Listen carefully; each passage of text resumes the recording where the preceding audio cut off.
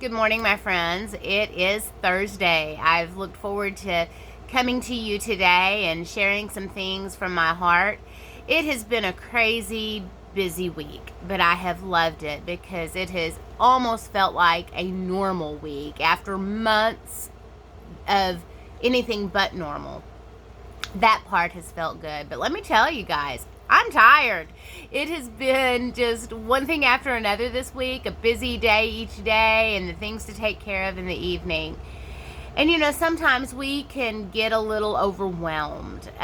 Sometimes, if we're not careful, we can start feeling like we're just spinning our wheels and wondering what we're doing all of this for. Even when we're enjoying the busyness, we can sometimes stop and wonder, what is the purpose in all of this? So, with that thought in mind, I turn to the book of Jeremiah, some verses that we are all a little familiar with, I think. And I'm going to start in chapter 29 of Jeremiah, verse 11. It says, "For I know the plans I have for you, declares the Lord, plans for welfare and not for evil, to give you a future and a hope." But then often we stop there. Those are encouraging words to know that God has a plan and it's for our benefit. But I want us to continue today. I'd like for us to listen to what the Lord continues to tell us in verses 12 through 14a. Listen to this. He says, "Then you will call upon me and come and pray to me, and I will hear you. You will seek me and find me when you seek me with all your heart. I will be found by you." I love those verses. The first verse, verse 11, assures us that God has a plan, and we know that God is in control. Or if you don't know that, I want to assure you of that today. Even in all this craziness, I love to say, this isn't plan B, and there's not a plan B with God.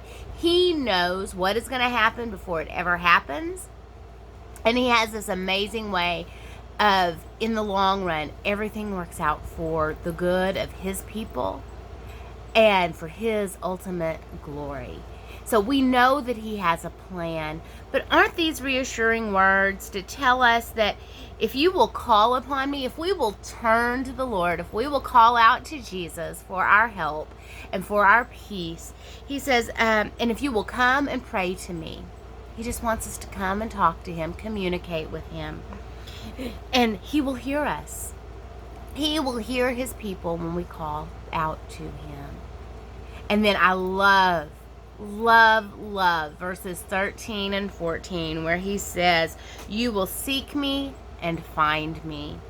When you seek me with all your heart, I will be found by you." It's a promise, guys.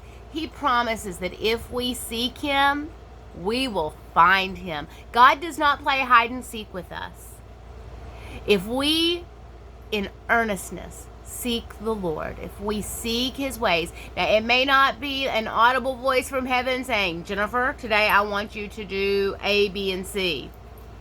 But His Holy Spirit will work in your life.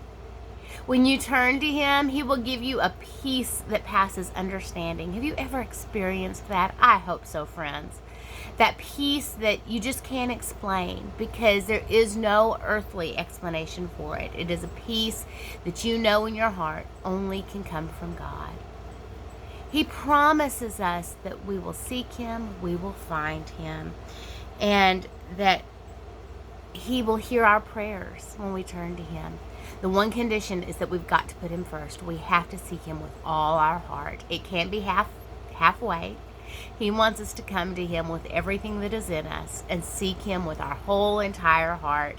And He promises in verse 14, "I will be found by you, declares the Lord." I hope that brings you some joy and some peace today.